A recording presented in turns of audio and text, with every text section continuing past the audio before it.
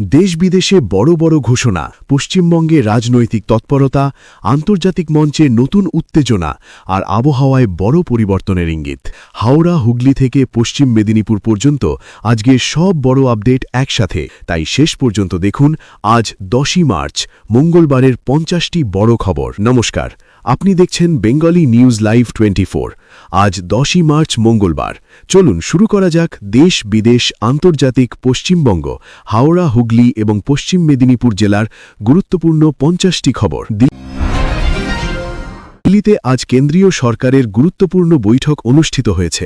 অর্থনীতি ও কর্মসংস্থান বাড়ানোর জন্য নতুন পরিকল্পনা নিয়ে আলোচনা হয়েছে। সরকারি সূত্রে জানা গেছে, ছোট ব্যবসায়ীদের সহায়তা দিতে বিশেষ ঋণ প্রকল্প আনার বিষয়েও চিন্তাভাবনা চলছে। অর্থনীতিবিদরা বলছেন, এই সিদ্ধান্ত দেশের অর্থনৈতিক প্রবৃদ্ধিতে ইতিবাচক প্রভাব ফেলতে পারে। লোকসভা নির্বাচনকে সামনে রেখে দেশজুড়ে রাজনৈতিক তৎপরতা বেড়েছে। বিভিন্ন দল ইতিমধ্যেই প্রচার পরিকল্পনা তৈরি শুরু করেছে।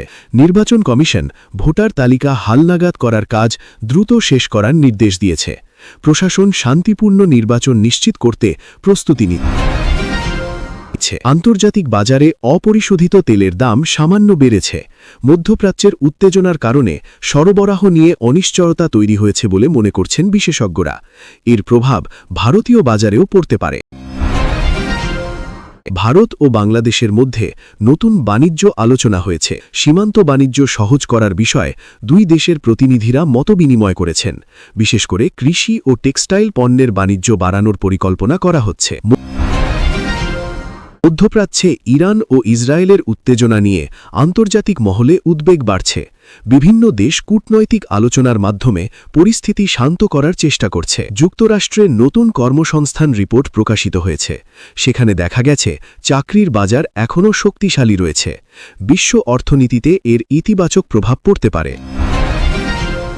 চীন নতুন কৃত্রিম বুদ্ধিমত্তা প্রযুক্তি উন্নয়নের ঘোষণা দিয়েছে। শিক্ষা ও শিল্পক্ষেত্রে এই প্রযুক্তি ব্যবহারের পরিকল্পনা রয়েছে। রাশিয়া ও ইউক্রেন সংঘাত নিয়ে আন্তর্জাতিক আলোচনায় নতুন উদ্যোগ নেওয়া হয়েছে। শান্তি আলোচনার সম্ভাবনা নিয়ে কূটনৈতিক মহলে আলোচনা চলছে। পশ্চিমবঙ্গে রাজনৈতিক সভা ও কর্মসূচি বাড়ছে।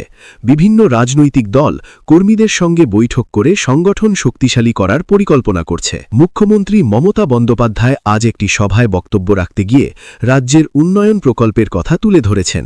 তিনি বিভিন্ন সামাজিক প্রকল্পের অগ্রগতির কথাও জানান। হাওড়া জেলায় নতুন রাস্তা উন্নয়ন প্রকল্প শুরু হয়েছে।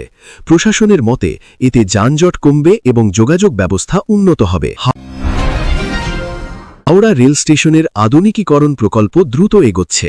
যাত্রীদের সুবিধার জন্য নতুন ডিজিটাল পরিষেবা চালুর পরিকল্পনা করা হয়েছে। হুগলি জেলায় কৃষকদের জন্য আধুনিক কৃষি প্রশিক্ষণ কর্মসূচি শুরু হয়েছে। এতে উৎপাদন বাড়ানোর আশা করা হচ্ছে। হুগলি জেলার শিল্প এলাকায় নতুন বিনিয়োগের সম্ভাবনা তৈরি হয়েছে। কয়েকটি বড় সংস্থা শিল্প স্থাপনের আগ্রহ দেখিয়েছে। পশ্চিম মেদিনীপুর জেলায় গ্রামীণ রাস্তা সংস্কারের কাজ শুরু হয়েছে। স্থানীয় মানুষ এতে উপকৃত হবেন বলে প্রশাসন জানিয়েছে। মেদিনীপুরে স্বাস্থ্য শিবিরের আয়োজন করা হয়েছে।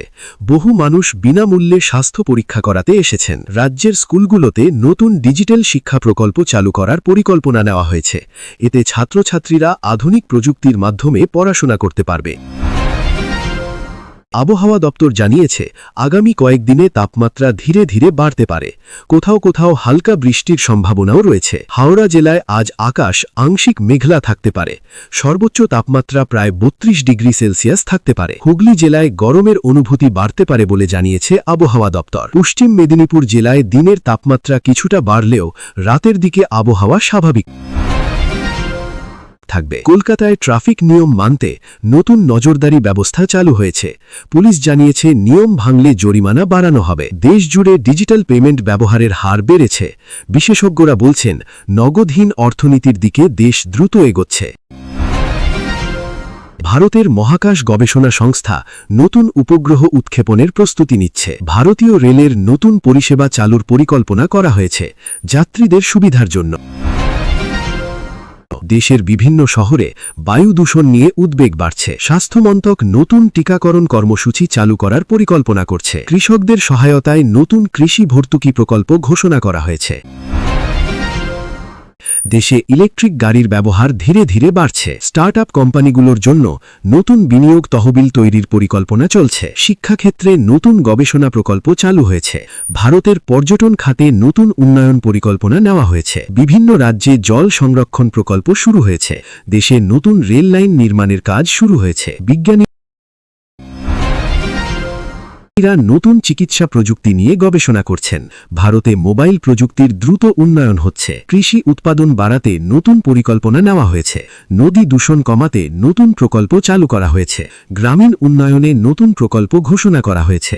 ছোট শিল্প উন্নয়নে নতুন ঋণ প্রকল্প শুরু হয়েছে। শিক্ষার্থীদের জন্য নতুন স্কলারশিপ প্রকল্প চালু হয়েছে। দেশে নতুন বিমানবন্দর উন্নয়নের পরিকল্পনা করা হয়েছে।